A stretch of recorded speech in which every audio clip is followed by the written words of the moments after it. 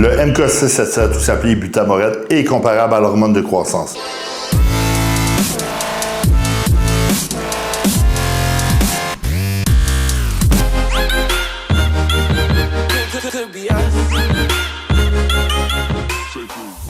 Salut tout le monde, bienvenue au Mercredi Anabolisant. Dans le fond, je te présente un peu le MK677 appelé Ibutamorel.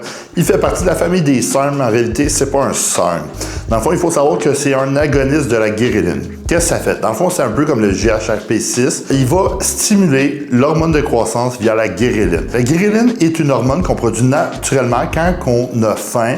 Ça va stimuler une libération d'hormones de croissance. Et cette hormone de croissance-là va se convertir, je veux pas, en IGF-1 par la suite. Dans le fond, le MK677, c'est un agoniste de cette hormone-là. Dans le fond, il va te donner extrêmement faim. Il faut savoir que sa demi-vie est de 24 heures.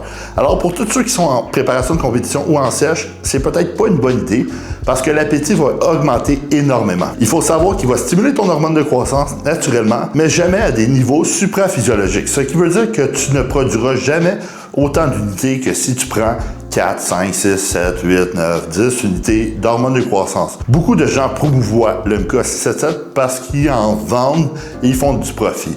L'hormone de croissance est supérieure, honnêtement, mais c'est une bonne alternative quand même parce qu'on peut voir des bons résultats.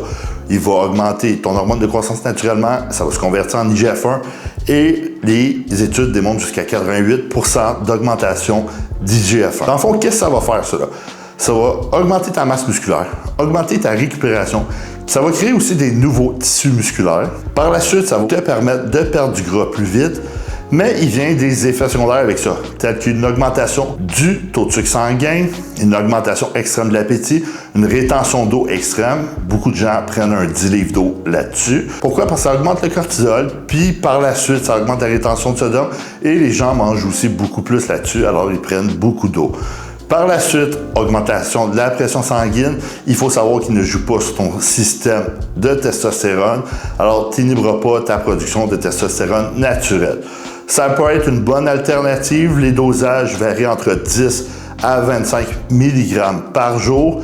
Moi, je pense personnellement que c'est meilleur pour des gens qui ont de la difficulté à manger en hors saison. Alors, quelqu'un qui a de la difficulté à manger, prendre du MK677 pour augmenter son appétit peut être bon, mais c'est pas une alternative aux hormones de croissance. Et si tu es quelqu'un qui a de la misère mentalement à te voir avec de la rétention d'eau dans le miroir, ben je t'assure que c'est pas une bonne alternative pour toi parce que c'est un des produits qui fait le plus de rétention d'eau. Il faut savoir que sa demi-vie est de 24 heures, alors une seule dose par jour est suffisant. Il faut savoir aussi que je suis pas médecin. Je suis pas là pour recommander quoi que ce soit, je suis juste là à titre informatif.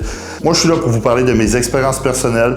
Je pense que c'est un produit qui peut être efficace dans certains cas et moins dans d'autres cas. Alors, si tu as aimé cette petite vidéo-là, tu as juste à liker. Oublie pas d'aller voir mes autres vidéos. Écris en description quels SARM, stéroïdes, peptides tu aimerais découvrir. Et oublie pas de t'abonner à ma chaîne YouTube.